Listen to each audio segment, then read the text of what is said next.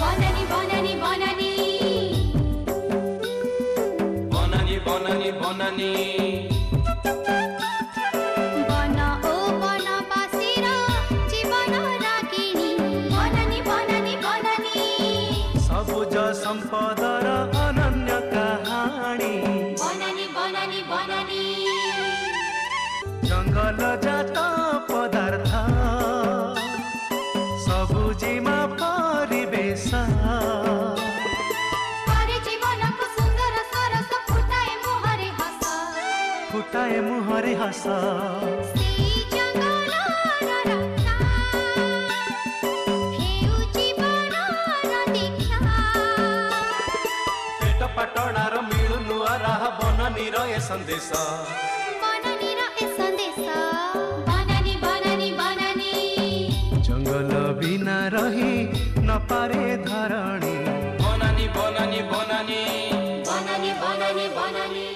नमस्कार श्रोता बंधु आपण मानकु आजिर बनानी कार्यक्रम को सबुज स्वागत। बननी बननी बननी श्रोता बंधु समयर परिवर्तन सहित ताल देई बदलिबारे लागिछि आम प्रकृति। उन्नति प्रगति नारे प्राकृतिक परिवेश को नष्ट करी चलीछु आमे। प्रकृतिर वैभवपूर्ण परिवेश धीरे धीरे विपन्न हेबारे लागिछि। मनुष्य उद्भिद जीवजगत वर्तमान असंतुलित परिवेश रे अणनिश्वासी। साधारणतः माटी पानी पवन शब्द द्वारा परिवेश प्रदूषित हेइथाए। विश्लेषणात्मक दृष्टिकोणरू देखिले द्रुत जनसंख्या वृद्धि शिल्पायन अत्यधिक यानवाहन चलाचल जंगल क्षय वर्ज्य वस्तुर निक्षेप क्षेत्र रासायनिक कीटनाशक तथा सारर बहुल प्रयोग कंक्रीट जंगलर सृष्टि बड़ बड़ अट्टालिका आणविक विस्फोरण एवं प्रबल मात्रा नलकूप खनन द्वारा आम परिवेश प्रदूषित हेबारे लागिछि। परिवेश प्रदूषण हेबार मुख्य कारण हेउछि जनसंख्या वृद्धि। जनसंख्या वृद्धि हेतु प्राकृतिक संबल खाद्य पानीय बासगृह चारण भूमि उपरे प्रबल चाप पड़ुछि।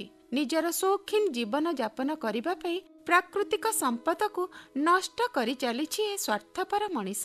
कल कारखानारू निर्गत विषाक्त पदार्थ नई नाଳରେ प्रवेश करिबा फଳରେ जल मध्य प्रदूषित हेउछि। जंगल क्षय फଳରେ वायुमंडଳରେ अंगारकाम्ल गैस र परिमाण वृद्धि पाइबारे लागिछि। आउ हाथी मांकड़ भालू बाघ इत्यादि वन्य प्राणी हिंस्र हेई गाँ गंडारे उपद्रव करुछंती। पशु मनीष विवाद आजिकाली गोटे नीति दिनिया घटना हेई गलानी। ए सबु देखिले मने हेउछि आमे जेमिति विकास नारे विनाश को आमंत्रण करि चलिछु। बननी बननी बननी श्रोता बंधु आमर प्रत्येकटी मुहूर्त को सुस्थ सुंदर कमनीय रूपे गढ़ी तोलिबाकु हेले जीवनचर्या रे परिवर्तन दरकार। आउ एई परिवर्तनर धारा सेतेबेले परिपुष्ट हेबो आमे जेतेबेले गोटे सुंदर परिवेश भितरे बास करि परिबा प्रकृति को भल पाइबा प्रकृतिरू मिलुथिबा प्रत्येक जिनिसर आदर करी शिखिबा आउ सुविनियोग करिबा। बननी बननी बननी आमे आम परिवेश को सुस्थ सुंदर स्वच्छ रखिबा पई यत्नवान हेबा। स्वच्छता ही सेवा एही कथा को मर्मे मर्मे उपलब्धि करिबा। प्रदूषण मुक्त परिवेश रे जीवन धारण करिबा पई चेष्टा करिबा। प्रदूषण को रोकिबा पई सचेतनतार वार्ता देबा। प्रदूषण मुक्त हेले आम परिवेश ताहेले निश्चय हेबो आम देशर विकास। प्रदूषण मुक्त देश गठन करिबा पई आमे समस्ते आगे ही आसीबा उचित। श्रोता बंधु प्रदूषणर कारण एहार निराकरण एई सबु प्रसंग को आधार करी आज बनानी कार्यक्रम रे रहिछि एक विशेष आलोचना। आलोचनार विषय हेउछि प्रदूषण नियंत्रण रे जंगल और जनसाधारणकर भूमिका। ए संपर्क रे आलोचना करिबा पई आम सहित अछंती अवसर प्राप्त वनखंड अधिकारी तथा इडको भुवनेश्वर परिवेश विभागर मुख्य साधारण परिचालक अशोक कुमार मिश्र। तांका सहित आलोचना रे अंशग्रहण करिसंती निहारबाला पटनायक। ताहेले आसंतु सुनिबा आलोचना प्रदूषण नियंत्रण रे जंगल और जनसाधारणकर भूमिका। सर नमस्कार, आपनको स्वागत करूछु आजिर बनानी कार्यक्रम को। नमस्कार। आज तो आमर आलोचनार विषय रही प्रदूषण नियंत्रण रे जंगल जनसाधारण भूमिका। से विषय तो आम आलोचना करिबा। ताले प्रथमे कहंतु परिवेश कहिले आमे साधारण भाबे कोन बुझिबा। वेदांत संहिता तत्वबोधरे कुहाइछि आकाशात वायु वायो हो अग्नि ଅଗ୍ନେ ଆପଃ ଅଭୟଃ ପୃଥିବୀ ପୃଥିବ୍ୟା ଔଷଧୀୟ ଅର୍ଣ୍ଣମ ଅର୍ଣ୍ଣାତ୍ ପୁରୁଷମ ଅର୍ଥାତ୍ ଆକାଶରୁ ବାୟୁ ସୃଷ୍ଟିର ଉତ୍ପତ୍ତି ସମ୍ବନ୍ଧରେ ଯେତେବେଳେ ବେଦାନ୍ତରେ ଆଲୋଚନା କରିକି ଆମ ପୂର୍ବପୁରୁଷମାନେ କହିଯାଇଛନ୍ତି ପ୍ରଥମେ କେବଳ ଆକାଶ ଥିଲା, ଅନ୍ତରିକ୍ଷ ଥିଲା, ମହାକାଶ ଥିଲା, ସେଥିରୁ ବାୟୁର ସୃଷ୍ଟି ହେଲା, ବାୟୁରୁ ଅଗ୍ନିର ସୃଷ୍ଟି ହେଲା। ଅଗ୍ନେ ଆପଃ, ଅଗ୍ନିରୁ ଆପଃ ମାନେ ପାଣି କେମିତି ହେଲା ଆପଣ ଜାଣିଛନ୍ତି? ହାଇଡ୍ରୋଜେନ ଆଉ ଅକ୍ସିଜେନ H2O ସେଇଟା ଯେତେବେଳେ ମିଶି ଯାଉଛନ୍ତି ସେଥିରେ ପାଣିର ସୃଷ୍ଟି ହଉଛି। ଅଭ୍ୟ ପୃଥିବୀ, ତା ଦେହରୁ ପାଣି ଯେତେବେଳେ ଆସିଲା ତାପରେ ପୃଥିବୀ ଆସିଲା, ପୃଥିବୀରୁ ଔଷଧୀୟ ଆସିଲା, ଔଷଧୀୟ ମାନେ ସମସ୍ତ ବନରାଜି ଉଦ୍ଭିଦ ଜଗତ ଯେତେବେଳେ ଆସିଲା ଖାଦ୍ୟ ଆସିଲା। ପ୍ରାଣୀ ମାନେ ଆସିବେ ଯଦି ଖାଦ୍ୟ ନଥିବ କେମିତି ବଞ୍ଚିବେ? ତେଣୁ ପ୍ରଥମେ ଭଗବାନ ଖାଦ୍ୟର ସୃଷ୍ଟି କଲେ, ଔଷଧୀୟ ବା ଉଦ୍ଭିଦ ରାଜି ସୃଷ୍ଟି କରିକିରି। ଖାଦ୍ୟ ପରେ ପୁରୁଷା ମାନେ ଜୀବ ଜଗତ ସେଥିରୁ ସୃଷ୍ଟି ହେଲେ। ତେଣୁ ଆମେ ଯେତେ ଏସବୁ ଦେଖୁଛେ ଆମ ଚତୁର୍ଦିଗରେ ଆକାଶ, ଜଳ, ସ୍ଥଳ, ବାୟୁ, ଜୀବ ଜଗତ, ଉଦ୍ଭିଦ ଜଗତ ଏ ସମସ୍ତ ପରିବେଶ ପର୍ଯ୍ୟାୟଭୁକ୍ତ। ତେଣୁ ସମସ୍ତଙ୍କୁ ନେଇ ଆମ ପରିବେଶ ଗଠିତ। ଏଇଠି ଗୋଟେ କଥା ମନକୁ ଆସୁଛି, ଏଇ ଋତୁ ଚକ୍ରରେ ଯୋଉ ପରିବର୍ତ୍ତନ ଦେଖାଯାଉଛି ତାକୁ କିଭଳି ଭାବେ ପରିବେଶ ସହିତ ବିଚାର କରିବା। ଋତୁ ଚକ୍ର ଯୋଉ ହଉଛି ଇଏ ଗୋଟେ ଜାଗତିକ ପ୍ରକ୍ରିୟା। ବାୟୁମଣ୍ଡଳରେ ଯୋଉ ତାରତମ୍ୟ ରହୁଛି ସେଇ ଅନୁସାରେ ବାୟୁର ଗତି ରହୁଛି, କେତେବେଳେ ସ୍ଥଳ ଭାଗରୁ ସମୁଦ୍ରକୁ ତ କେତେବେଳେ ସମୁଦ୍ର ଭାଗରୁ ସ୍ଥଳକୁ ସେମାନେ ଜଳକଣା ବୋହି ନେଉଛନ୍ତି ଏବଂ ବର୍ଷା ସୃଷ୍ଟି କରୁଛନ୍ତି ଏବଂ ଋତୁଚକ୍ର ସେଇ ଅନୁସାରେ ହଉଛି। ଏଇ ଯୋଉ ଜାଗତିକ ପ୍ରକ୍ରିୟା ରହିଛି, ପୃଥିବୀର ଘୂର୍ଣ୍ଣନ ରହିଛି, ତା ଫଳରେ ଋତୁଚକ୍ର ସୃଷ୍ଟି ହେଉଛି। ଆଜିକା ସମୟରେ କୁହାଯାଉଛି ସମଗ୍ର ପରିବେଶ ପ୍ରଦୂଷିତ। ମାଟି, ପାଣି, ପବନ ଆଉ ବାୟୁମଣ୍ଡଳ କିଭଳି ଭାବରେ ପ୍ରଦୂଷିତ ହେଉଛି ସେ ବିଷୟରେ ଟିକେ କୁହନ୍ତୁ। ଶୁଣନ୍ତୁ, ମାନବ ଜଗତର ଆମେ ଯଦି ଦେଖିବା ଇତିହାସ ହୁଏତ 2 ଲକ୍ଷ 2.5 ଲକ୍ଷ ବର୍ଷ ମଧ୍ୟରେ ତାର ଉତ୍ପତ୍ତି ଏ ଅଦ୍ଭୁତୟ ଘଟିଛି। ଜୀବ ଜଗତର ଅଦ୍ଭୁତ ଯେତେବେଳେ ହେଲା ସେତେବେଳେ ସୃଷ୍ଟି ପୁରା ପ୍ରଦୂଷଣ ମୁକ୍ତ ଥିଲା, କୌଣସି ପ୍ରକାର ପ୍ରଦୂଷଣ ନଥିଲା। କିନ୍ତୁ କାଳକ୍ରମେ ଆମେ ଉନ୍ନତି ପଥରେ ଯୋଉ ଆଗେଇ ଚାଲିଲେ ପରିବେଶର ପ୍ରଦୂଷଣ ଆରମ୍ଭ ହେଲା। କେମିତି? ଯେ ପ୍ରଥମେ ମାନବ ଜାତି ଜଙ୍ଗଲରେ ରହୁଥିଲେ, ଜଙ୍ଗଲରୁ ଫଳ ମୂଳ ଖାଉଥିଲେ, କାଳକ୍ରମେ ମାଂସ ଖାଇଲେ, ତାପରେ ମାଂସକୁ ପୋଡିକିରି ଖାଇବାର ବ୍ୟବସ୍ଥା ହେଲା ବୋଲି ଯାହା ଜଣାଯାଏ। ତାପରେ ସେମାନେ ଚାଷ କାର୍ଯ୍ୟକୁ ଆସି, ତେଣୁ ଚାଷ କାର୍ଯ୍ୟ କୋଉଠି ହେଲା? ଜଙ୍ଗଲ ଜମିକୁ ସଫା କରାଗଲା। ଯେତେବେଳେ ତାଙ୍କ ବଂଶ ବିସ୍ତାର ହେଲା ଆହୁରି ଅଧିକା ଜଙ୍ଗଲ ଜମି ସଫା କରିକିରି ଚାଷ କାର୍ଯ୍ୟରେ ବ୍ୟବହାର କରାଗଲା। କ୍ରମେ ଅଧିକା ଘର, ଅଧିକ ଗ୍ରାମ, କ୍ରମେ ନଗର ସଭ୍ୟତା ଆଡକୁ ଆମେ ଗତି କଲେ। ନୂଆ ନୂଆ ନଗର ସହର ଗଢି ଉଠିଲା। ସେଥିପାଇଁ ଜଳାଶୟ ଦରକାର, ସେଥିପାଇଁ ବିଭିନ୍ନ ପ୍ରକାର ନଦୀବନ୍ଧ ଯୋଜନା ମଧ୍ୟ କଲେ ଆମେ ଜଳସେଚନ ପାଇଁ ବା ଅନ୍ୟାନ୍ୟ କାର୍ଯ୍ୟକ୍ରମ ପାଇଁ। ତାପରେ ଆସିଲା କଳକାରଖାନା, ଯୋଉ ଶିଳ୍ପ ବିପ୍ଳବ ଆରମ୍ଭ ହେଲା। ସେଇଠୁ ପରିବେଶ ପ୍ରଦୂଷଣର ତ୍ୱରାନ୍ୱିତ ହେଲା। ସେଇଟା ସହଜେ ତ ଜଙ୍ଗଲ ଜମି କଟା ଯାଇକି କଳକାରଖାନା ପଶାଗଲା, ପୁଣି ସେଥିରୁ ଯୋଉ ବାହାରିଲା ଆବର୍ଜନା, ବିଭିନ୍ନ ପ୍ରକାର ବର୍ଜ୍ୟ ବସ୍ତୁ ବାହାରୁଛି। ଖାଲି କଳକାରଖାନାରୁ ବାହାରୁନି, ଆମ ସହରରୁ ଦେଖିବେ ବର୍ଜ୍ୟ ବସ୍ତୁ ବାହାରୁଛି। ଗୋଟେ ସହରରୁ 700-800 ଟ୍ରକ୍ ଲୋଡ ଆବର୍ଜନା ଦୈନିକ ବାହାରୁଛି। ସେ କୁଆଡେ ଯାଉଛି? ସେ ତାକୁ ଆମେ କୁଢେଇ ଦଉଛେ, ଯୋଉ ଜାଗାରେ କୁଢେଇ ଦଉଛେ ସେ ଜାଗାର ମାଟି ପ୍ରଦୂଷିତ ହେଲା। ଯୋଉ କଳକାରଖାନାରୁ ଯୋଉ ଧୂଆଁ ବାହାରିଲା ତା ଦ୍ୱାରା ବାୟୁ ସିଏ ପ୍ରଦୂଷିତ ହେଲା। ଯାନବାହନ ଯୋଉ ବଢି ଚାଲିଛି ବାୟୁମଣ୍ଡଳ ସେ ବି ପ୍ରଦୂଷିତ ହେଲା। କଳକାରଖାନାରୁ ଯୋଉ ଆବର୍ଜନା ବାହାରିଲା ସେ ଆମ ପାଣିକି ବି ପ୍ରଦୂଷିତ କଲା। ଯାହା ଆବର୍ଜନା ଆମେ ଯୋଉଠି ଗଦେଇ ଦେଲେ, ପଲିଥିନ୍ ବି ଗଦେଇ ଦେଲେ, ସିଏ ମାଟି ପ୍ରଦୂଷିତ କଲା। ତେଣୁ ଏ ସମସ୍ତ ଉପାଦାନ ପୃଥିବୀରେ ଯୋଉ ଅଛି ପଞ୍ଚମହାଭୂତକୁ ଆମେ ପୁରା ଆବର୍ଜନା ପୂର୍ଣ୍ଣ କରିଦେଲେ। ବର୍ତ୍ତମାନ କୁହାଯାଉଛି ପରିବେଶ ପ୍ରଦୂଷଣର ମାତ୍ରା ଏତେ ଅଧିକ ହେଇଛି ଯାହାକି ବିଶ୍ୱ ତାପମାନ ବୃଦ୍ଧି, ମାନେ ଯୋଉଟାକୁ ଆମେ ଗ୍ଲୋବାଲ ୱାର୍ମିଂ କହୁଛୁ, ସେ ଜଳବାୟୁ ପରିବର୍ତ୍ତନର କାରଣ ହୋଇଛି ଆଉ ପୃଥିବୀକୁ ଏକ ସଙ୍କଟଜନକ ସ୍ଥିତିରେ ପହଞ୍ଚେଇଛି। ଆପଣଙ୍କର କଣ ମତ ରହିବ? ନିଶ୍ଚିତ ଭାବରେ ଦେଖନ୍ତୁ, ଆଗରୁ ଲୋକ ଭାବୁଥିଲେ ଏଇଟା ଗୋଟେ ଥିଓରିଟିକାଲ ହାଇପୋଥେଟିକାଲ ଜିନିଷ।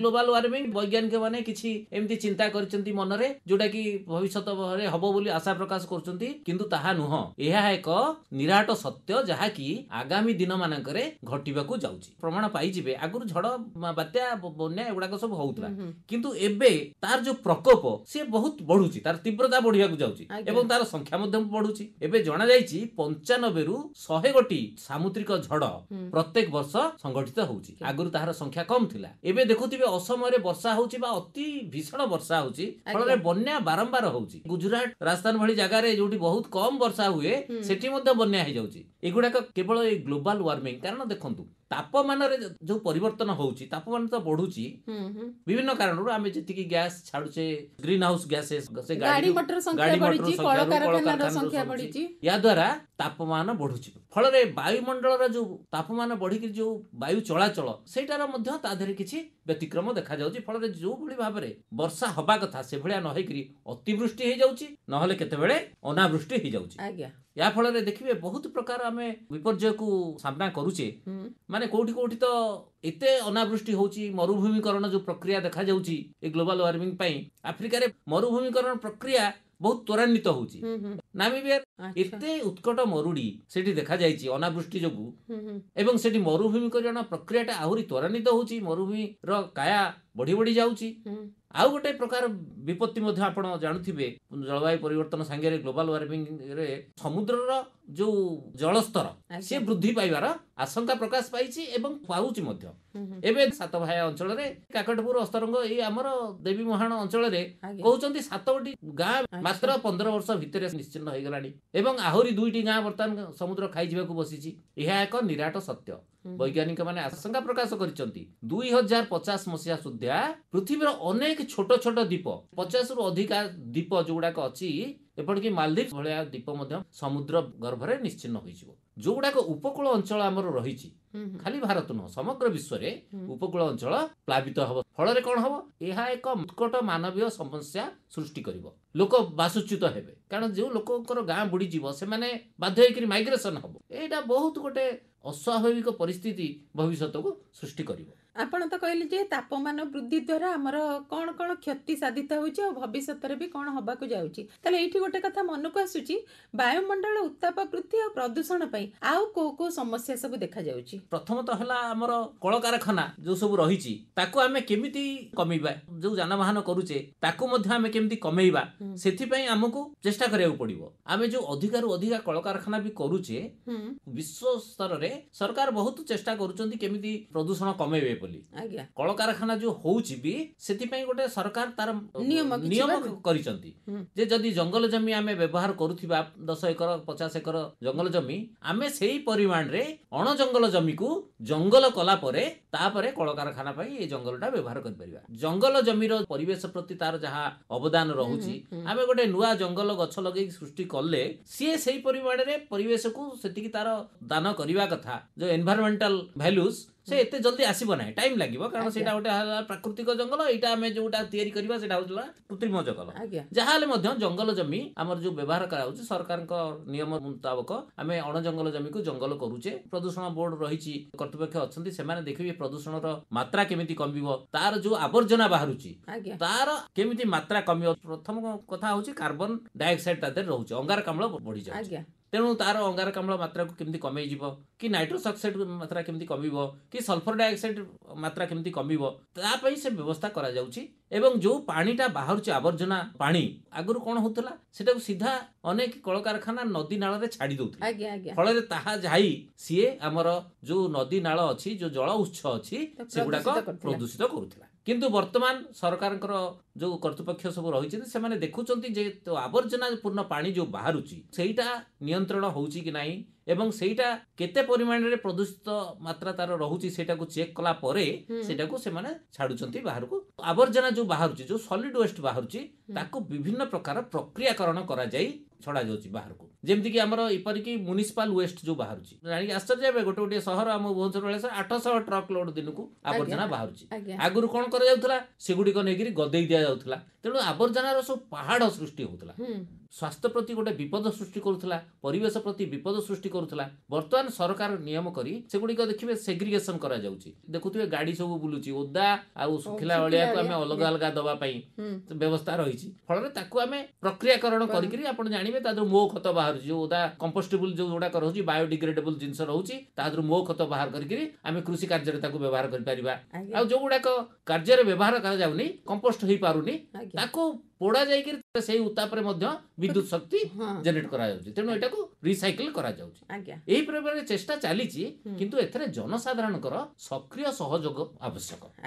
ପରିବେଶ ପ୍ରଦୂଷଣ ସହିତ ବିଶ୍ୱ ତାପମାନ ବୃଦ୍ଧି ଆଉ ଜଳବାୟୁ ପରିବର୍ତ୍ତନ ଭଳି ଉଦ୍ବେଗଜନକ ସମସ୍ୟା ଜଡିତ, ଯାହାକି ମାନବ ସମାଜର ସ୍ଥିତି ପ୍ରତି ବିପଦ ସୃଷ୍ଟି କରୁଛି। ନିଶ୍ଚିତ ଭାବରେ। ତେଣୁ ଏଥିପାଇଁ ଆମେ କଣ ପଦକ୍ଷେପ ନେବା ଜରୁରୀ? ଯାହା ତ ନବା ଆମେ ହିଁ ନବା, ମାନବ ସମାଜ ନବ, କାରଣ ଏଇଟା କରିଛି କିଏ କି ଆମେ ହିଁ କରିଛେ। ଆଜ୍ଞା କେହି ପ୍ରଦୂଷଣ କରନ୍ତି ନାହିଁ, ବରଂ ସମସ୍ତେ ପରିବେଶ ପାଇଁ ତାଙ୍କର ଅବଦାନ ରହିଛି। ମଣିଷ ହଉଛି ଗୋଟିଏ ଜାତି ଯେ କି ପ୍ରଦୂଷଣ ପାଇଁ ସମ୍ପୂର୍ଣ୍ଣ ଦାୟୀ। ଦାୟୀ। ତେଣୁ ଯିଏ କରିଛି ସେ ହିଁ ୟାକୁ କମେଇବାର ଦାୟିତ୍ୱ ତାର ଏବଂ କରିବା ଉଚିତ, ନହେଲେ ସୃଷ୍ଟି ବିନାଶ ହେବ ଏବଂ ମଣିଷ ଜାତି ମଧ୍ୟ ଲୋପ ପାଇଯିବ। କାରଣ ଆମେ ଖାଲି ଯୋଉ ଡେଭଲପମେଣ୍ଟ ବିକାଶର ଦ୍ୱାହି ଦେଇ ଆଜ୍ଞା। ଆମେ ଆଗେଇ ଚାଲିଛେ, ତା ଦ୍ୱାରା ନିଜର ଧ୍ୱଂସ ଆଡକୁ ଆଗେଇ ଆଗେଇ ଚାଲିଛେ। ଚାଲିଛେ। ଆମେ ଇଲେକ୍ଟ୍ରିସିଟି ବ୍ୟବହାର କରୁଛେ। ଆଜ୍ଞା ଆପଣ ଜାଣିଥିବେ ଯେ ଯୋଉ ବିଦ୍ୟୁତ ଶକ୍ତି ବ୍ୟବହାର କରୁଛେ, 75% ବିଦ୍ୟୁତ ଶକ୍ତି ତାପଜ ବିଦ୍ୟୁତ କେନ୍ଦ୍ରରୁ ଆସୁଛି। ତାପଜ ବିଦ୍ୟୁତ କେନ୍ଦ୍ର ମାନେ ଆପଣ ବୁଝୁଥିବେ ଯୋଉଠି କୋଇଲା ଜାଳିକିରି ଆମେ ଇଲେକ୍ଟ୍ରିସିଟି ପାଉଛେ। ଯୋଉ ମାନେ ଆଣବିକ ଶକ୍ତି ସମ୍ପନ୍ନ ରାଷ୍ଟ୍ର ସେମାନେ ଆଣବିକ ଉତ୍ସରୁ ପାଉଛନ୍ତି ବିଦ୍ୟୁତ ଶକ୍ତି, କିନ୍ତୁ ଆମ ଭାରତ ଭଳି ଦେଶରେ ଏବଂ ଅଧିକାଂଶ ଡେଭଲପିଂ କଣ୍ଟ୍ରିଜରେ ଆମେ ତାପଜ ବିଦ୍ୟୁତ ଶକ୍ତି ବ୍ୟବହାର କରୁଛେ। ଆଜ୍ଞା ଏବଂ ପ୍ରତି ୟୁନିଟ ପାଇଁ 1 କିଲୋ କୋଇଲା ଜଳୁଛି, କିନ୍ତୁ କୋଇଲା ଜଳିବା ଦ୍ୱାରା ସେତିକି ପରିମାଣରେ କାର୍ବନ ଡାଇଅକ୍ସାଇଡ ବାୟୁମଣ୍ଡଳରେ ମିଶୁଛି। ଆଜ୍ଞା। 1 କିଲୋ ପାଖାପାଖି ବାୟୁମଣ୍ଡଳରେ ମିଶୁଛି ଏବଂ ତାର 1/4 ଯୋଉଟା ବାହାରୁଛି କାର୍ବନର ଗୁଣ୍ଡ ଆସିକି ଆଜ୍ଞା। ଧରା ପୃଷ୍ଠରେ ପଡୁଛି। ପଡୁଛି। ଅନେକ ଜାଗାରେ ତାକୁ ସେଟାକୁ କଣ୍ଡେନ୍ସ କରିକିରି ତାକୁ ଗୋଟେ ଜାଗାରେ ଫ୍ଲାଇ ଆସ୍ ପଣ୍ଡ ବିଷୟରେ କରୁଛନ୍ତି କଳକାରଖାନା ମାନେ, ଯୋଉଟା କି ପରିବେଶ ପ୍ରତି ଏକ ମଧ୍ୟ କ୍ଷତି ସାଧନ ପହଞ୍ଚୁଛି। ଅବଶ୍ୟ କିଛି ପରିମାଣରେ ଫ୍ଲାଇ ଆସ୍ ବ୍ୟବହାର କରାଯାଉଛି ଲ୍ୟାଣ୍ଡ ଫିଲ୍ଡରେ ବା ବ୍ରିକ୍ ପାଇଁ ବା ରାସ୍ତା ନିର୍ମାଣ ପାଇଁ, ତଥାପି ମଧ୍ୟ ପର୍ଯ୍ୟାପ୍ତ ପରିମାଣରେ ଫ୍ଲାଇ ଆସ୍ ରହିଯାଉଛି। ଆପଣମାନେ ଦେଖୁଥିବେ ବେଳେବେଳେ ଖବର ପ୍ରକାଶ ହେଉଛି ଫ୍ଲାଇ ଆସ୍ କୁଣ୍ଡ ଭୁଷୁଡି ପାଚିରି ଭୁଷୁଡି ଏ ଜମି ଆଡିକି ମାଡିଗଲା, ଏତିକି 100 ଏକର ଜମି ନଷ୍ଟ ହେଇଗଲା। ଏଇ ପ୍ରକାର ପରିବେଶ ପ୍ରତି ସେଗୁଡାକ ବିପଦ ସୃଷ୍ଟି କରୁଛି। ତେଣୁ ଯେତେବେଳେ ଆମେ ଗୋଟେ ୟୁନିଟ ବ୍ୟବହାର କରୁଛେ, ଆମେ ଜାଣିବା କଥା ଯେ ଆମେ ପରିବେଶକୁ ସେତିକି ପ୍ରଦୂଷିତ କଲେ। ଆଜ୍ଞା ସରକାର କହିଛନ୍ତି ଯେ ଆମେ ଏସି 24 ରୁ 25 ଡିଗ୍ରୀରେ ବ୍ୟବହାର କରିବା, ଆନନ୍ଦରେ ରହିପାରିବା। ବିନା ଏସିରେ ତ ଆମେ ଚଳୁଥିଲେ 10 ବର୍ଷ 20 ବର୍ଷ 15 ବର୍ଷ ଆଗରୁ। ଏବେ କିନ୍ତୁ ଆମ ପ୍ରତି ଘରେ 2ଟା 3ଟି ଲେଖେ ଏସି ଚାଲୁଛି। ଆଜ୍ଞା ସେଇଥିରୁ ଆମେ ଜାଣିପାରିବା ପରିବେଶକୁ ପ୍ରଦୂଷିତ କରିବାରେ ଆମର ଅବଦାନ କେତେ। ନିଜର ସୁଖ ସ୍ୱାଚ୍ଛନ୍ଦ୍ୟ ପାଇଁ ଆମେ ପରିବେଶକୁ ପ୍ରଦୂଷିତ କରି ଚାଲିଛେ। ଆମେ ଭାବୁଛେ ପଇସା ତ ଆମେ ଦଉଛେ, ଇଲେକ୍ଟ୍ରିସିଟି ଖର୍ଚ୍ଚ କରୁଛେ, କିନ୍ତୁ ସେଇଟା ନୁହଁ। ଆମେ ପଇସା ଦଉଛେ, କିନ୍ତୁ ଯୋଉ ବାୟୁମଣ୍ଡଳଟା ପ୍ରଦୂଷିତ ହଉଛି ସେଇଟା କେବଳ ଆମର ନୁହଁ, ସେଇଟା ସମଗ୍ର ବିଶ୍ୱର। କାରଣ ଏଇଟା ଗୋଟେ ଫିକ୍ସଡ କମ୍ପାର୍ଟମେଣ୍ଟ ନାହିଁ। ଏଠି ପ୍ରଦୂଷିତ ହେଲା, ଏଇ ପ୍ରଦୂଷଣଟା ଏମିତି ନାହିଁ ଯେ ଭୁବନେଶ୍ୱର ଭିତରେ ରହିବ, ଇଏ କଟକ ଯିବ, ପୁରୀ ଯିବ ଏବଂ ଚତୁର୍ଦିଗକୁ ଯିବ, ବିଶ୍ୱ ସାରା ବ୍ୟାପିଯିବ। ତେଣୁ ଆଉ ଗୋଟେ ଦୁଃଖଦପୂର୍ଣ୍ଣ ସମ୍ବାଦ ବାହାରିଥିଲା ଯେ ଆମେରିକା ଆଉ ଚାଇନାକୁ ଟପି ଭାରତ ବର୍ତ୍ତମାନ ହେଇଗଲା 1 ନମ୍ବର ରାଷ୍ଟ୍ର ପ୍ଲାଷ୍ଟିକ ପ୍ରଦୂଷଣରେ। ଆମେ ସବୁଥିରୁ ଅଧିକା ପ୍ଲାଷ୍ଟିକ ପ୍ରଦୂଷଣ ବର୍ତ୍ତମାନ କରୁଛେ। 20 ବର୍ଷ ତଳେ ପ୍ଲାଷ୍ଟିକର ବ୍ୟବହାର ଏତେ ନଥିଲା। ନା ଆମେ ମାର୍କେଟକୁ ଯାଉଥିଲେ ବ୍ୟାଗ ବ୍ୟାଗ ଧରିକି ଯାଉଥିଲେ। ସଉଦା ଧରିକି ଆସୁଥିଲେ। ଏବେ ସେମିତି ଚାଲି ଯାଉଛେ, 5ଟା 7ଟା 10ଟା ପଲିଥିନ ଧରିକି ପଳେଇ ଆସୁଛେ, ତାପରେ ତାକୁ ଆମେ ଇଆଡେ ସିଆଡେ ଫୋପାଡି ଦଉଛେ। ଫଳରେ କଣ ହଉଛି, ପ୍ଲାଷ୍ଟିକ ଏମିତି ଗୋଟେ ଜିନିଷ ଯାହା ଜଳ ସ୍ଥଳ ଆକାଶ ସମସ୍ତଙ୍କୁ ପ୍ରଦୂଷିତ କରୁଛି। ସାର୍ ଆପଣ କହିଲେ ଯେ ଏଇ କାର୍ବନ ଦ୍ୱାରା ଆମର ପରିବେଶ ପ୍ରଦୂଷିତ ହଉଛି। ଆଜ୍ଞା। ତାହେଲେ ଏଇଠି ଗୋଟେ କଥା କୁହନ୍ତୁ, ବାୟୁମଣ୍ଡଳରେ ଆମେ କିଭଳି ଭାବେ କାର୍ବନ ଅଙ୍ଗାରକ କମେଇ ପାରିବା ଆଉ ବାୟୁମଣ୍ଡଳକୁ ସ୍ୱଚ୍ଛ ରଖିପାରିବା? ନିଶ୍ଚିତ ଭାବରେ ଆମେ ଯେମିତି ମୁଁ କହିଲି ଇଲେକ୍ଟ୍ରିକ ଯେତେ ଆମେ ମିତବ୍ୟୟୀ ହେବା, ଆଚ୍ଛା ଆମେ ଯୋଉ ପ୍ରାଚୁର୍ଯ୍ୟ ଭିତରେ ରହୁଛେ ତା ଦ୍ୱାରା ବାୟୁମଣ୍ଡଳକୁ ବେଶୀ ଆମେ ପ୍ରଦୂଷିତ କରୁଛେ, ମାନେ ବାୟୁମଣ୍ଡଳ ସମୁଦ୍ର ପୃଥିବୀ। କାରଣ ଆମର ଲିମିଟ କିଛି ନାହିଁ ଯୋଉ ସୁଖ ସ୍ୱଚ୍ଛନ୍ଦ ପାଇଁ ରିସୋର୍ସ ବ୍ୟବହାର କରୁଛେ। ଧରନ୍ତୁ ଯାନବାହନ, ଯେତେ ପରିମାଣରେ ଯାନବାହନ ବର୍ତ୍ତମାନ ବଢି ବଢି ଚାଲିଛି, 51% ଯଦି ଆମର ଆସୁଛି ପ୍ରଦୂଷଣ କଳକାରଖାନାରୁ, 27% ଆସୁଛି ଯାନବାହନରୁ। ଆମେ ଯଦି ତା ଦେହରେ ଟିକେ ସଂଯମତା ଆଚରଣ କରିବା, ଆମେ ପୁଲ ଭେହିକିଲ ବ୍ୟବହାର କରିବା, ପବ୍ଲିକ ଟ୍ରାନ୍ସପୋର୍ଟ ବ୍ୟବହାର କରିବା। ବିକାଶଶୀଳ ଦେଶ ମାନଙ୍କରେ ଆପଣ ଦେଖିବେ ସେମାନେ ବେଶୀ ପବ୍ଲିକ ଟ୍ରାନ୍ସପୋର୍ଟ ବ୍ୟବହାର କରୁଛନ୍ତି। ଆଜ୍ଞା ଆଜ୍ଞା ଧର ସିଙ୍ଗାପୁର ଯିବେ, ଆପଣ ଦେଖିବେ ସେଠି ପବ୍ଲିକ ଟ୍ରାନ୍ସପୋର୍ଟରେ ସମସ୍ତେ ଯାଉଛନ୍ତି, କାର ବ୍ୟବହାର କରୁନାହାନ୍ତି। କାରଣ ସରକାର କାର ଉପରେ ଏତେ ଅଧିକା ଟ୍ୟାକ୍ସ ଲଗେଇଛନ୍ତି, ସାଧାରଣ ଧନୀ ମାନେ କାର ବ୍ୟବହାର କରିପାରିବେ ନାହିଁ। ଆମର କିନ୍ତୁ ସାର୍ ତ ଏଠି ଜଣକ ଘରେ 3ଟା ଲୋକ ଥିଲେ 3ଟା ଗାଡି। 3ଟା ଗାଡି ଆମେ ଭାବୁଛେ ଆମର ପଇସା ଅଛି, ଆମେ ଗାଡି କିଣିଦେଲେ, ତେଲ ପକେଇଲେ, କିନ୍ତୁ ସେ ଯୋଉ ପ୍ରଦୂଷଣଟା ହେଲା, ଯେତିକି ଧୂଆଁ ଆମେ ଛାଡିଲେ, ସେ ଧୂଆଁଟା ତ ସମସ୍ତେ ବ୍ୟବହାର କରୁଛନ୍ତି। ଆମେ ଯେତେ ଆମକୁ ସଚେତନ ହବା। ଏପରିକି ପାଣିର ବ୍ୟବହାର ବି ଦେଖନ୍ତୁ। ଆମେ ଭାବୁଛେ ପାଣି ତ ବହୁତ ଅଛି, ଆମେ ଯେତେ ପାରିବା ବ୍ୟବହାର କରିପାରିବା, କିନ୍ତୁ ଆମେ ମାନେ ମନେ ରଖିବା ଉଚିତ ଯେତିକି ଜଳ ଅଛି ପୃଥିବୀରେ ମାତ୍ର 3 ଭାଗ ମଣିଷ ଉପଯୋଗୀ। এই যে বায়ুমণ্ডল প্রদূষিত হেবা দ্বারা এই জল প্রদূষিত হেবা দ্বারা নদী মানকরে মাছ মানে মরিবার দেখা যাଉଛି। এহাকু আমি কিবଳି ভাবে নিয়ন্ত্রণ দেখନ୍ତୁ করি এই যে ଆମେ ତାର ପ୍ରମୁଖ କାରଣ ହେଲା ଯୋଉ କଳକାରଖାନାର ଆବର୍ଜନା ଆସିକି ମିଶି ଯାଉଛି। ବହୁତ ଦିନ ଆଗରୁ ଶୁଣା ହଉଥିଲା ଯେ ବ୍ରାହ୍ମଣୀ ନଦୀର ଜଳ ମଣିଷ ଉପଯୋଗୀ କରିବା ଉଚିତ ନୁହଁ, ନା ମାଛ ମାନେ ମରି ଯାଉଛନ୍ତି। ଏକରେ ତ କଳକାରଖାନା, ଦୁଇରେ ଆମେ ଯୋଉ ପୁରା ପର୍ଯ୍ୟାପ୍ତ ପରିମାଣରେ ଯୋଉ ସାର ବ୍ୟବହାର କରୁଛେ, ମାଟି ଯେତିକି ସାର ବ୍ୟବହାର କରିବା କଥା କରୁଛି ଆମର ଗଛ ଫସଲ, ବାକି ତକ ଅଧିକା ସାରଟା କାଳକ୍ରମେ ବର୍ଷା ଜଳରେ ଧୋଇ ହେଇକି ନଦୀ ମଧ୍ୟକୁ ଚାଲି ଯାଉଛି। ତେଣୁ ସେ ନଦୀର ଜଳ ପ୍ରଦୂଷିତ ହବାରେ ଲାଗିଛି। ତେଣୁ ଆମେ ଏଥିରେ ସମସ୍ତେ କଳକାରଖାନା ବାଲା ମାନେ ସେମାନେ ସଚେଷ୍ଟ ହବା କଥା ଯେ ପ୍ରଦୂଷଣ କେମିତି ରହିବ। ଆମେ ମାନେ ମଧ୍ୟ ଯୋଉ ଡ୍ରେନରେ ଆବର୍ଜନା ପକେଇ ଦଉଛେ, ଭୁବନେଶ୍ୱର କଥା ନିଆଯାଉ 11ଟି ନ୍ୟାଚୁରାଲ ଡ୍ରେନ୍ ଅଛି, ଆମେ ସମସ୍ତେ ଡ୍ରେନ୍ ବାହାରେ ପକେଇ ଦଉଛେ ଅଳିଆ, ସେଇଗୁଡିକ ବୋହି ଯାଇକିରି ସବୁ 11ଟି ଡ୍ରେନ୍ ଯାଇକିରି ଗଙ୍ଗୁଆ ନାଳରେ ପହଞ୍ଚୁ ଏବଂ ଗଙ୍ଗୁଆ ନାଳରୁ ପାଣି ଯାଇକିରି ଦୟା ନଦୀକୁ ଦୂଷିତ କରୁଛି। ତେଣୁ ଆମେ ଜନସାଧାରଣ ଏଥିପ୍ରତି ନିହାତି ସଚେତନ ହବା ଉଚିତ। କୁହାଯାଏ ଯେ ପରିବେଶ ପ୍ରଦୂଷଣକୁ ରୋକିବାରେ ଜଙ୍ଗଲର ଅନେକ ଭୂମିକା ରହିଛି। ଆମର ତ ଜଙ୍ଗଲର ପରିମାଣ ବଢିଛି ଓଡିଶାରେ, ତା ସତ୍ତ୍ୱେ ବି ପରିବେଶ ପ୍ରଦୂଷିତ ହେଉଛି। ତେଣୁ ପରିବେଶ ପ୍ରଦୂଷଣକୁ ରୋକିବାରେ ଜଙ୍ଗଲର ଭୂମିକା କଣ ରହିଛି? ଦେଖନ୍ତୁ, ଜଙ୍ଗଲର ପ୍ରମୁଖ ଭୂମିକା ରହିଛି, ଆଜ୍ଞା, କିନ୍ତୁ ମଣିଷର ମଧ୍ୟ ଭୂମିକା ତାଠାରୁ ଅଧିକା। କାରଣ ଜଙ୍ଗଲ ଯଦି ଆମେ ସେମିତି ଛାଡିଦେବା, ଜଙ୍ଗଲ ଆମର ମାଟିକୁ ପରିଷ୍କୃତ କରୁଛି। ବର୍ଷା ଜଳ ହେଲା, ସିଏ କଣ କରୁଛି ନା ମାଟିରେ ପାଣିଟାକୁ ରିଜର୍ଭ କରି ରଖୁଛି ଏବଂ ବର୍ଷ ସାରା ସେ ତାକୁ ରିଲିଜ କରୁଛି। ନଦୀ ସବୁ ବର୍ଷ ସାରା ଆଗରୁ ପାଣି ଦଉଥିଲେ, ବର୍ତ୍ତମାନ 60% ନଦୀରେ ବର୍ଷକୁ 6 ମାସରୁ 8 ମାସ ଶୁଖିଲା ରହୁଛି। କାରଣ ଉପର ମୁଣ୍ଡରେ ଯୋଉ ଗଛ ଆଉ ନାହିଁ, ଯୋଉମାନେ କି ପାଣିକୁ ବାନ୍ଧିକି ରଖୁଥିଲେ, କନଜର୍ଭ କରି ରଖୁଥିଲେ, ସେମିତି ଆମର ଗ୍ରାଉଣ୍ଡ ୱାଟର ମଧ୍ୟ କମି କମି ଯାଉଛି। କାରଣ ଗଛ ସଂଖ୍ୟା କମି ଯାଉଛି। ଏବେ ଦେଖିବେ ଜଳସ୍ତର ମଧ୍ୟ ଜଳସ୍ତର କମି ଯାଉଛି। ବାଙ୍ଗାଲୋର ଭଳିଆ ଜାଗାରେ ବର୍ତ୍ତମାନ 1000-1500 ଫୁଟ ତଳକୁ ଯାଉଛନ୍ତି ପାଣି ଖୋଳିବା ପାଇଁ। ଆମର ଭୁବନେଶ୍ୱର ମଧ୍ୟ 100 ଫୁଟରେ ଥିଲା, ବର୍ତ୍ତମାନ 150-200 ଫୁଟ ଖୋଳିଲେ ପାଣି ମିଳୁଛି। ତେଣୁ ଭବିଷ୍ୟତରେ ବାଙ୍ଗାଲୋର ଭଳିଆ ସୃଷ୍ଟି ଭୁବନେଶ୍ୱର ବି ହେଇପାରେ। ତେଣୁ ଗଛର ସଂଖ୍ୟା ରହିଲେ ସିଏ ଆମ ପାଣିଟାକୁ ପ୍ରିଜର୍ଭ କରି ରଖିବ ଏବଂ ନଦୀ ନାଳ ଆମର ଚିରସ୍ରୋତା ହେଇ ରହିବ। ସାର୍, ଯୋଉ ଆପଣ କହିଲେ ଯେ ଯୋଉ ପଲିଥିନ୍, ପ୍ଲାଷ୍ଟିକ ଜରି ପରିବେଶକୁ ପ୍ରଦୂଷିତ କରୁଛି, କଣ ସବୁ କଲେ ଏଇ ପଲିଥିନ୍ ଆଉ ପ୍ଲାଷ୍ଟିକ କୁ ଆମେ କମେଇ ଦେଇ ପାରିବା? ଦେଖନ୍ତୁ, ଆମର ଜଷ୍ଟ ଜୀବନ ଚର୍ଚ୍ଚା ଗୋଟେ ଚାଲିଚଳନରେ ଅଳ୍ପ କିଛି ପରିବର୍ତ୍ତନ ହେଇଗଲେ ବହୁତ ସମସ୍ୟାର ସମାଧାନ ହେଇଯିବ। ଆମେ ଗୋଟେ ବ୍ୟାଗ ଟିଏ ଧରିକି ଯିବା, ପଲିଥିନ୍ ଆମେ ବ୍ୟବହାର କମ ରୁ କମ କରିବା। ଖାଲି ପଲିଥିନ୍ ନାହିଁ, ସମସ୍ତ କ୍ଷେତ୍ରରେ 3R ପ୍ରିନ୍ସିପଲ କୁ ପାଳନ କରିବା। 3R ହଉଛି, ଫାଷ୍ଟ ଆର୍ ହଉଛି ରିଡ୍ୟୁସ, ଆମେ ଆମର ଆବଶ୍ୟକତା କମେଇବା। ପଲିଥିନ୍ ଦରକାର ନଥିଲେ ବ୍ୟବହାର ହିଁ କରିବା ନାହିଁ। ସେକେଣ୍ଡ ହଉଛି ରିୟୁଜ, ଯଦି ବା ପଲିଥିନ୍ ଅଛି ଆମେ ତାକୁ ବାରମ୍ବାର ୟୁଜ କରିବା, ସେଇଥିରେ ଜିନିଷ ଆଣିବା ଯେ ପର୍ଯ୍ୟନ୍ତ ସେଟା ନ ଚିରିଛି। ଯଦି ଚିରିଗଲା, ନଷ୍ଟ ହେଇଗଲା, ମାନେ ରିସାଇକେଲ କରିହବ, ସେଇଟା ମଧ୍ୟ ଦେଖିବା। ତେଣୁ ରିଡ୍ୟୁସ, ରିୟୁଜ, ରିସାଇକେଲ ଏ କେବଳ ପଲିଥିନ୍ କ୍ଷେତ୍ରରେ ନୁହଁ, ସମସ୍ତ କ୍ଷେତ୍ରରେ ଆମେ ତାକୁ ଏଇଟା ଜୀବନରେ ପାଳନ କରିବା କଥା। ଗାନ୍ଧିଜୀ ଥରେ କହିଥିଲେ, କହିଲେ ଯଦି ଧୋତି ଚିରି ଯାଉଛି ତାକୁ ଗାମୁଛା ଭାବରେ ବ୍ୟବହାର କର, ଯଦି ଗାମୁଛା ଚିରିଗଲା ତାକୁ ରୁମାଲ ଭାବରେ ବ୍ୟବହାର କର। ଆଜ୍ଞା, ଏଇ ମାନସିକତା ଯଦି ସମସ୍ତଙ୍କର ରହିବ, ପ୍ରଦୂଷଣ ଫଳରେ କଣ, କାରଣ ଯଦି କାରଖାନାରେ ଆମେ ଆଉ ଗୋଟେ ଧୋତି କରିବା, ସେଥିପାଇଁ କଞ୍ଚାମାଲର ଆବଶ୍ୟକତା ରହିଛି, ସେଥିପାଇଁ ବିଦ୍ୟୁତ ଶକ୍ତିର ଆବଶ୍ୟକତା ରହିଛି, ପୁଣି ଆମେ ପରିବେଶକୁ ପ୍ରଦୂଷଣ କରି ବିଦ୍ୟୁତ ଶକ୍ତି ତିଆରି କରିଥିବା। ତାହେଲେ ପ୍ରଦୂଷଣ ହବାର ମୂଳ କାରଣ ହଉଛୁ ଆମେ ଯଦି ସଚେତନ ହବା, ମାନେ ଆମ ଜନସାଧାରଣ ଯଦି ସଚେତନ ହେବେ, ତାହେଲେ ଆମେ ପ୍ରଦୂଷଣକୁ ଅନେକ ମାତ୍ରାରେ ରୋକି ପାରିବା। ନିଶ୍ଚିତ ଭାବରେ ଆପଣ ତ ବହୁତ ସୁନ୍ଦର ଭାବରେ ଏଇ ପ୍ରଦୂଷଣ ଯୋଉ ହଉଛି ଅନେକ ଗୁଡିଏ ତାର କାରଣ କହିଲେ ଆଉ ତାର ନିରାକରଣ ବି କହିଲେ। ତାହେଲେ ଶେଷରେ ଆମ ଶ୍ରୋତାବନ୍ଧୁ ମାନଙ୍କୁ ବର୍ତ୍ତମାନର ଉତ୍କଟ ପରିବେଶ ପ୍ରଦୂଷଣ ପରିପ୍ରେକ୍ଷୀରେ କଣ ସେମାନଙ୍କୁ ଉପଦେଶ ଦେବେ? ଦେଖନ୍ତୁ, ଉପଦେଶ ତ ନୁହଁ, ମୁଁ ଅନୁରୋଧ କରିବି ସମସ୍ତଙ୍କୁ, ଆମେ କେବଳ 2ଟି ଜିନିଷ ମନେ ରଖିବା। ଗୋଟେ ଆମେରିକାର ସେଇଂ ଅଛି, ଆପ୍ତବାକ୍ୟ, ସେଇଟାରେ କୁହାଯାଏ ଯେ ଏ ପୃଥିବୀକୁ ଆମେ ଉତ୍ତରାଧିକାର ସୂତ୍ରରେ ଆମ ପୂର୍ବପୁରୁଷଙ୍କ ଠାରୁ ପାଇନାହୁଁ, ବରଂ ଏହାକୁ ଆମେ ଆମ ଉତ୍ତର ପୁରୁଷଙ୍କ ଠାରୁ ଧାର ସୂତ୍ରରେ ଆଣିଛୁ। ତା ମାନେ କଣ, ଯେ ଆମେ ଭାବୁଛେ ଇଏ ଆମର ପୃଥିବୀ, ଆମକୁ ଆମ ବାପା ଦେଇଛନ୍ତି, ଆମେ ତାକୁ ଯେମିତି ଚାହିଁବୁ ବ୍ୟବହାର କରିବୁ, ତାକୁ ମିସୟୁଜ କରିବୁ, ଆବ୍ୟୁଜ କରିବୁ। ଏଇ ଯୋଉ ମନୋବୃତ୍ତି, ଏଇଟା ଆମର ପରିବର୍ତ୍ତନ ହବା ଦରକାର। ଆମର ଯାହା ବି ଅଛି, ଯେତିକି ଖଣିଜ ସମ୍ପଦ ଅଛି ବା ଯେତିକି ସମ୍ପଦ ରହିଛି, ଆମେ ତାକୁ ମିତବ୍ୟୟିତା ଅବଲମ୍ବନ କରିବା ଦରକାର। କାରଣ ଆମେ ସବୁ ଖର୍ଚ୍ଚ କରିଦେଲେ ଆମ ଉତ୍ତର ପୁରୁଷ କଣ ବ୍ୟବହାର କରିବେ?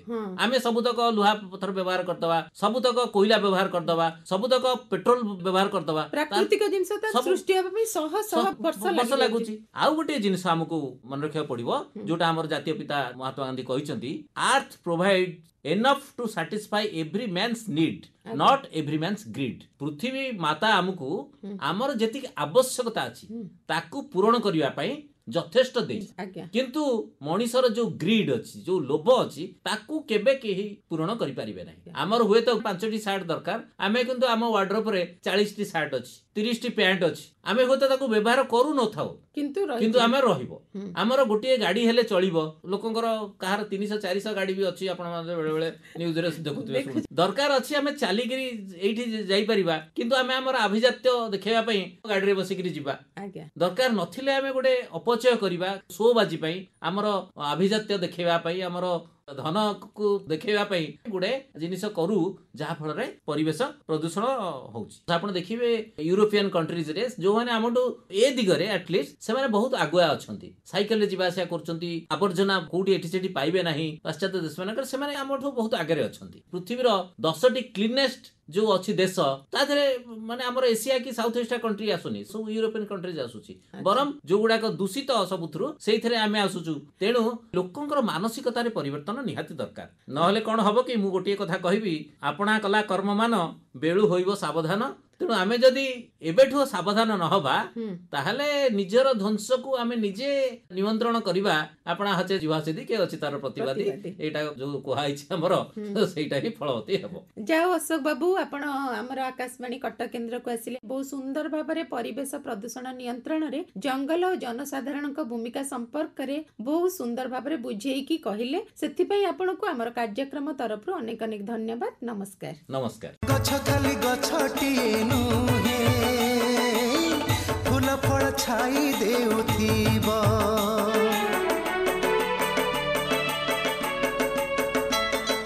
ଗଛ ପାଇଁ ଚାଲି ଆମ ଶ୍ୱାସ ପ୍ରଶ୍ୱାସ, ଗଛ ପାଇଁ ନିର୍ମଳ ରୁହେ ଲା ଲା ଲା ଲା, ପରିବେଶ। ଗଛ ପାଇଁ ସୁନ୍ଦର ଦିଶେ ଏ ଧରଣୀ,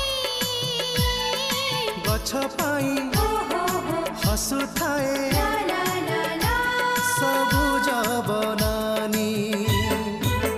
ଗଛ ଖାଲି ଗଛଟିଏ ନୁହେଁ, ଆମ ପାଇଁ ସିଏ ମହାନ। ଗଛ ଖାଲି ଗଛଟିଏ ନୁହେଁ, ଆମ ପାଇଁ ସିଏ ତ ଜୀବନ।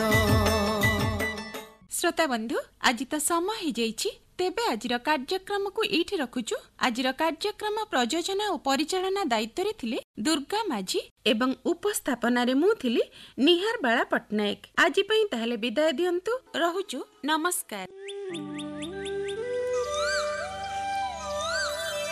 ବନାନୀ ବନାନୀ ବନାନୀ ବନାନୀ ବନାନୀ ବନାନୀ